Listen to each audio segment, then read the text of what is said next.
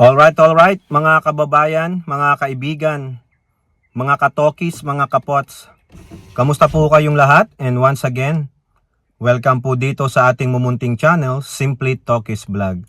Tayo po ay magbibigay ng maiksing komento, opinyon at reaksyon sa mga mainit na usaping pang politika sa ating bansa. No, pag-usapan natin mga kababayan, ito po na muli si Sunny Trillanes. Napaka-juicy po, no? Malaman yung kanyang interview dyan sa isang radio or media na kung saan isiniwalat niya po ng tuluyan yung kanya pong ginawa doon po sa the Netherlands. No, actually, marami na po siyang nasabi. Actually, kinuha ng ilang mga media, pinutol-putol yung kanyang mga statement. Pero po, meron po akong napakinggan ulit sa kanyang interview mga kababayan. Biruin nyo, ito naman palang si Digong sarap buhay sa kulungan dyan sa ICC. No? Iba po yung ipinipinta, iba po yung inilalabas, iba po yung sinasabi ng kanyang mga anak. Yung mga anak, super sinungaling. Yung namang mga nanay nila, tulad nung si Zimmerman at pamangkin, mukha namang iba rin ang sinasabi. Pero iisa lang yan. Lahat sila mga sinungaling. Hindi talaga sinasabi kung ano yung totoong kondisyon, kalagayan ni Digong. O eto po si Trillanes, mukhang siya pa ang magsasabi ng katotohanan. Di ba? Kung baga si Digong, hindi talaga mahal ng mga kanyang mga immediate family. Kung baga, ginagamit lang si Digong para sa kanilang pamilya, para sa kanilang mga followers na, ganito, magsinungaling para kumita yung mga social media vloggers nila at influencer. Okay, at ganun din po, si Senator Bato, authentic puncher idiot de la Rosa, ay mukhang may bagong trabaho po mga kababayan. Oo, magandang trabaho naman yan kay Bato. Oo, mas bagay siya dyan mga kababayan. Okay, shout out po lahat sa inyo and may God bless us all. So mga kababayan, eto pong si Senator Trillanes, doon po sa kanyang interview, dyan po sa mga radio show, sa kanyang mga media, marami pong nasabi, parang nag-tell all siya doon sa ginawa niya sa The Hague. Hindi po siya pinadala ng ating gobyerno para maging kinatawan ng gobyerno ng Pilipinas na mag-welfare check. Na tulad ng sinasabi ni Mr. Yot Man, 51 billion Pulong Duterte. Di na nahiya yung Pulong Duterte, no? Meron palang anak na babae yan, tapos tumitira ng hindi niya asawa. Yumoyot-yot ng mga pokpok. Walang respeto sa anak niyang babae, no? Nakakahiya, mga kababayan, no? Sabi ni Trillanes, hindi ako kinatawan dyan. Kasi nungalingan yan. Umattend po ng seminar si Trillanes ng 32 people delegate, no? Kaya itong mga Duterte na to, masyado silang paranoid. Masyado kayong mga sinungaling. Lalo nyo pang idinidiin ng tatay ninyo sa kumunoy ng hindi lalabas dyan sa ICC. At ngayon, ito namang si Robin Padilla, yung aso ng Duterte, na amoy Duterte, maski na siguro utot at hininga niya, amoy Duterte siya. No? Nagpasa pa ng resolusyon para po imbestigahan allegedly yung pagpapadala, pag-i-sponsor ng Estado kay Trillanes. Robin Padilla, wag ka nang mag-aksaya ng panahon. Pwede ba dyan sa pamunuan ng Senado, wag na po nyong aprobahan yan. Anong in aid of legislation ang magagawa ni Robin Padilla? Remember, you have to create a legislation or a bill or amend an existing law. Kalokohan po yan. Mangbabraso lang ng mga kunwari tatawaging resource person from OWA, DMW. Wala yan. Useless po yan. Pwede ba sa Senate President? There is a useless resolution na nais silang magkaroon ng in aid of legislation. Pero ang sabi po ni Trillanes, game ako dyan. Wag na, Tito Soto. Sayang ang taxpayers money kasi pakakainin mo yan mayan. No? Baka mag-overtime pa, sayang ang oras ng mga resource person, babayaran nyo ba sila ng per hora nila? O, dahil sinabi na po ni Trillanes, wala akong kinalaman dyan sa welfare check. Hindi niya po binisita si Digong sa kulungan. Maaaring pumunta siya sa kulungan, tinignan niya yung facility, tinignan niya kung tama ba na binibigyan ng tamang proteksyon, pangkalusugan, pangmental, at kung ano pa ang mga bilanggo. Mind you, sabi ni Trillanes, maganda po ang bawat kulungan doon sa ICC. Para po kayong pumunta sa apartment, 1 bedroom na kompleto na. Meron kayong lababo, may sariling banyo, ni hindi nga rehas yung nakalagay sa bintana. Para lang pong nasa apartment ng nursing homes si Digong. Malaya po. O may oras sila ng pag-eehersisyo, may medical check-up. Di po ba? Provided po. 24 hours niyang may pagkakataon siya araw-araw na makausap ang kanyang pamilya. At higit sa lahat, mga kababayan, sinabi ni Trillanes, meron pa nga siyang conjugal visit. Alam niyo yung conjugal visit? Kung meron kang asawa, may karelasyon ka, pwede kanyang bisitahin. Baka may pagkakataon pang magjerjeran kayo doon. Yan po yung napakinggan ko sa interview ni Sonny Trillanes. At sinabi niya pa, mga kababayan, pinaalam din sa amin yung patakaran dyan po sa ICC. So sinabi sa kanila, hindi naman kayo pwedeng dumalaw dito, siguro kung hindi kayo member ng embassy, ng embahada ng inyong bansa, or hindi ka immediate family na inilagay doon na bibisita sa mga bilanggo. Di ba? Ano ba si Trillanes? Kaaway ni Digong, siyempre hindi siya ilalagay doon ni Sara Duterte ng mga bibisita. Di ba? Common sense, Pulong Duterte. Common sense, Robin Padilla, kayong mga aso ng mga Duterte. Ang dami pang dapat gawing hearing, ang daming dapat gawin na legislation. Ito inuuna nyo si Trillanes.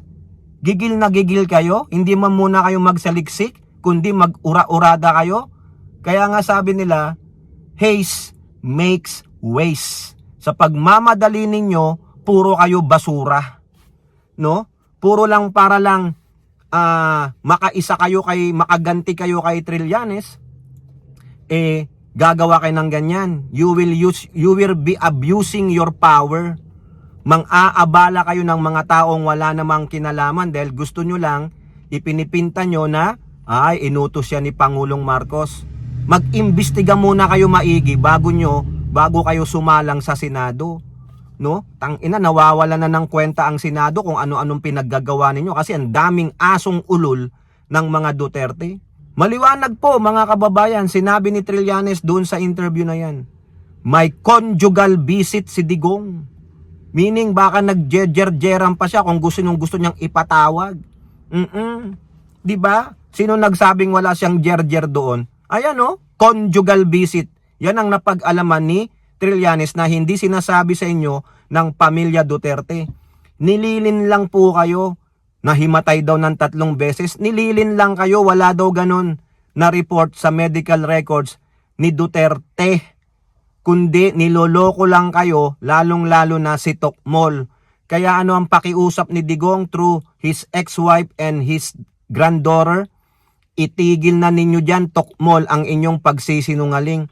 Itigil nyo na, Pulong, baste, wake and bake ang inyong pagsisinungaling. Dahil naaapektuhan na ang tatay nyo, pwede pang magamit yang pagdadrama nyo sa kaso ni Digong. Nagamit na nga yung mga pinagsasabi ng Tokmol ninyong Vice Presidente ng ICC Prosecutor. Tapos eto na naman, puro kasinungalingan, mga kababayan. So therefore, hindi dapat talaga ilabas ng kulungan sa ICC si Digong. Kasi puro mga sinungaling po ang mga anak niya. Nasabihin yung house arrest, pagka house arrest niya, magbilang lang kayo ng araw. Wala na yan dun sa bahay. Nasa Davao City na yan, mga kababayan. Ganyan po sila. O di ba? Nakakahiya. Kaya sinong mas credible, si Trillanes o si Robin? Si Robin ba nakausap niya yung ICC na mga pamunuan dyan? Ibinigay ba sa kanila? Inilahad ba kasi sa kanila personally? Nag-seminar ba sila? Ito yung rules and regulations. Pinakita pa sa inyo ang kulungan. Hindi yata kayo nakapasok dun sa facility ng ICC.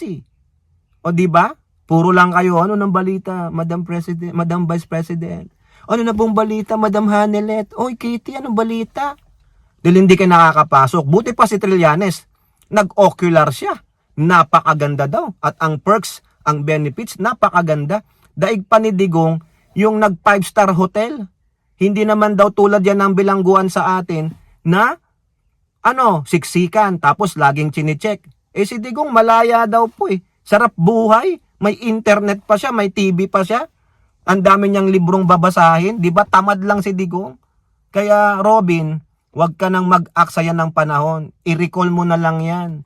I-void mo na yung resolution mo para imbestigahan pang Estado at si Trillanes. Pero sabi ni Trillanes, sige, payag ako dyan, game ako dyan. Sasabihin ko sa inyong katotohanan. At lalabas Robin na mga tanga, bobo, at totoong hindi kayo makabayan. Para lang kayo sa mga Duterte. O now, pasok naman tayo dito kay Senator Bato, authentic puncher idiot de la Rosa, no? Kasi po baka gusto niya nang mag-resign bilang senador. Baka gusto niya mag-referee na lang siya. So bagay ka naman mag-referee, karamihan ng referee kalbo. 'Di ba? Saan po siya magre-referee? Basketball? Volleyball? O boxing? Ay maganda boxing o kaya WWE. Ang laki katawan ni Bato eh, 'di ba? Hindi pwede sa basketball, baka di makatakbo. Oo, bagay na bagay, kalbong-kalbo ka naman, 'di ba? Gusto pong mag-referee ni Bato sa awayan, bangayan, pasaringan ni Senator Ping Lacson at Senator Amy Baba Marcos Manotok. Oo, ang founder ng Kadiliman. Kasi ito pong si Amy Marcos nagpapatutsyada kay Ping Lacson na hindi daw nila alam, nalilito na daw siya kung maghihiring pa o hindi na. Hindi daw siya na-update. Ha? Hindi ka naman pala umaaten. Ang sabi ni Ping Lacson, dapat umaten siya sa mga hearing para malaman niya. Dapat magbasa rin siya doon sa chatboard ng mga senador. Kaso gago itong si Amy Marcos, nag-leave the group. Kasalanan mo. 'Di ba? Tapos magpapatutsyada ka. Ngayon, sumingit po si Bato. Sabi niya, kung gusto niyo ako nang mag-referee sa inyo, pareho niya po kasing kaibigan. Siyempre, si Ping Lacson po bilang senior, no? Senior po kasi si kay Bato, si Ping Lacson, lalo na sa PMA. Siyempre, alam niyo naman yung mga underclassman, siyempre, kailangan kang gumalang sa upperclassman. Underclassman ni Ping si Bato Mas nauna si Ping, mas nauna naging PMP chief si Ping Lacson. 'Di ba? Nung panahon ng martial law, nakulong nga si Ping Lacson 'Di ba? Kaya malaki po ang respeto ni Senator Bato kay Senator Ping Lacson. Even though pareho silang PMP chief, pareho silang PM mayor, pero mas upper classman po kasi si Ping Lacson. That's how they do it. No, hindi po pwede yung hindi ka gumalang, ikaw na underclassman, lolokohin mo yung upper classman mo, delikado ka. Yan po ang tinatawag na respeto. Kaya kaibigan naman talaga ni Bato. Tingnan nyo sa hearing. Pag si Bato, sasabihin lang ni Ping Lacson, Senator Bato, you only have 4 minutes left. Okay ka ba? Yes sir. Di ba? Yun ang respeto. Yun ang maganda kay Bato, marespeto naman. Masunurin. Hindi niya pwedeng kung hindi, pagagalitan siya ng mga upperclassman generals, ididisiplinado siya. At least may paggalang pa rin si Bato sa kanyang iniidolong si Ping Lacson. Sabi niya, kaibigan ko po pareho yan. Pati si Amy Marcos, kaibigan ko po. Ayaw ko pong nakikitang mag-aaway sila. Pero it's part of the process, Senator Bato, pero hanggang patutsadahan lang yan. I believe hanggang ganyan lang yan. Magsisettle down din yan. Pero kung talagang gusto mo mag-referee, lutuan mo sila. 'Di ba mahilig ka naman magluto? Papuntay mo sa Davao. Nag-uusap naman siguro yan. Hindi naman siguro nagkakapersonalan. Ika nga, trabaho lang. walang personalan. Okay? So yan po, kayo po, ano pong inyong masasabi? Comment down below and don't forget to like and share. Hope to see you in our next videos. Bye-bye. God bless.